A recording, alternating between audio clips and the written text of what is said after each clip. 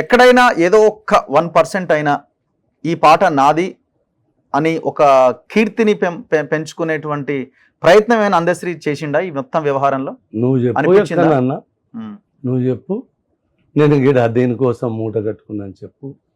కానీ దాని కీర్తి మూట ప్రజలకే భాగస్వామ్యం. ఓకే, ఉద్యమానికే.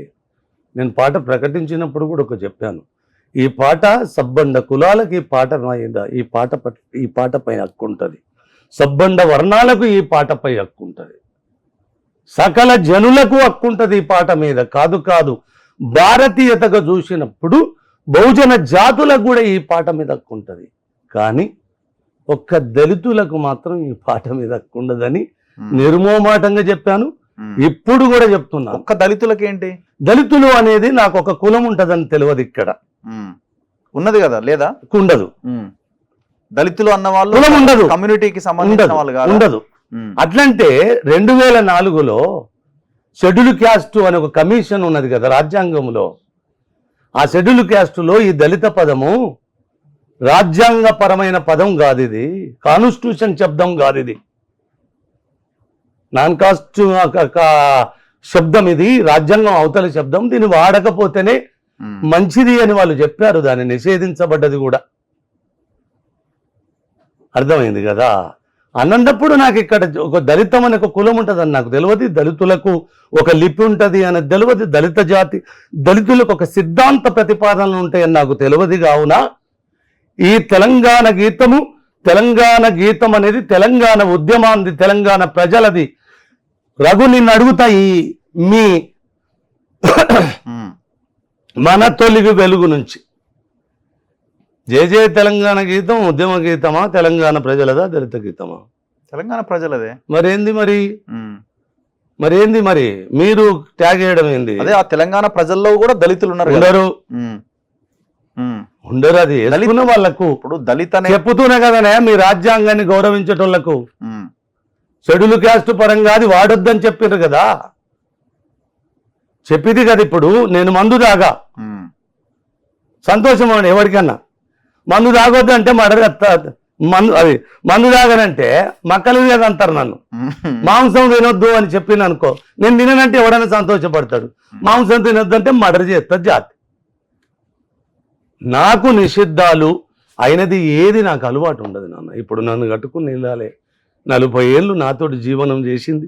ఒక పూట మాంసం తింటే బాగుండు నా భర్త అనుకున్న, తినలే, వీలుపడదు. చివరంటూ వీలుపడదు. అసలు మాంసం ముట్టరా? తినను అసలే. మందు తాగా ఎప్పటి నుంచి తినలేదు? పుట్టుకతో.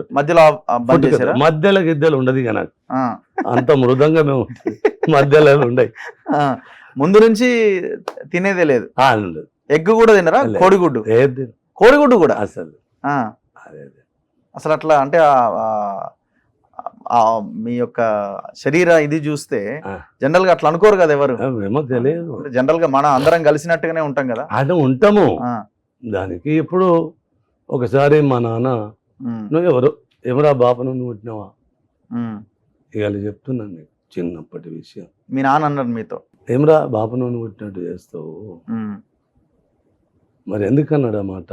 నేనే కన్నుండి అని చెప్పలేదు. మరి నా పొట్టుకల ఇంకొకటి రాగో, మాతృదేవో భవ పితృదేవో అన్న పదాలు ప్రపంచానికి ఆదర్శాలైతే నా జన్మకు అవి ప్రశ్నార్థకాలు. ఈ పునరావృత్తి దోషాలైతే చెప్పింది చెప్పడం బాగుండదు, అది వేరే విషయం. దేనికి తినకపోవడానికి కారణం? నా ఇష్టమయ్యా. నోటికి రుచి లేదా, లేకపోతే దానికి ఏమన్నా తత్వం? ఇప్పుడు ఋషులకు అలవాటు పడ్డ జీవితం కాదు, ఋషి పరంపరకు అలవాటు పడ్డ జీవితం అయ్యా తండ్రి. నీ నాలుక ఋషులకు అలవాటు పడ్డ జీవితం కాదు నాది, ఋషి పరంపరకు అలవాటు పడ్డ జీవితం. చెప్పు దీనికి జవాబు. మీరే చెప్పాలా? నువ్వు చెప్పాలి. నువ్వు ప్రశ్న ఇచ్చినావు, నేను జవాబు. ఋషి పరంపర అంటే మీరు ఆ వైపు నుంచి వచ్చిన వాళ్ళ నుంచి అదే ఉన్నది జీవితంలో. కాబట్టి నాకు నా గురువులు చెప్పలేదు, నా జీవనం. ఎందుకంటే తాగేతందుకు గంజి నీళ్లు దొరకని ఒక పేదతనం నుంచి వచ్చిన.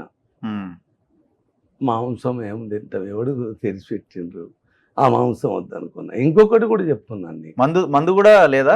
కొంతమంది మాంసం తినకుండా మనిషికి ఉన్న 2 అలవాట్లు తప్ప, మానవునిలో ఉన్న ఏ ఒక్క అలవాటు నాకు వద్దనుకున్నా. ఏంది అన్నం తినాలి, ప్రకృతి ధర్మం. వినవా? మనిషిగా పుట్టినందుకు ఒక దాన్ని కట్టుకోవాలి, అది నేచురల్. ఈ రెండు అలవాటు తప్ప ప్రకృతి ధర్మాలలో మనిషికి ఉన్న ఏ ధర్మం, మందు దాగా, మాంసము తిన, అబద్ధము ఆడ, వంచకు అంతకంటే కాదు, మోసం జీవితంలో తెలియదు. అబద్ధం ఆడరా జీవితంలో? జీవితంలో సందర్భం రాలే, ఆ, అలాంటిది వచ్చినప్పుడు ఆలోచన చేద్దాం. అంతే.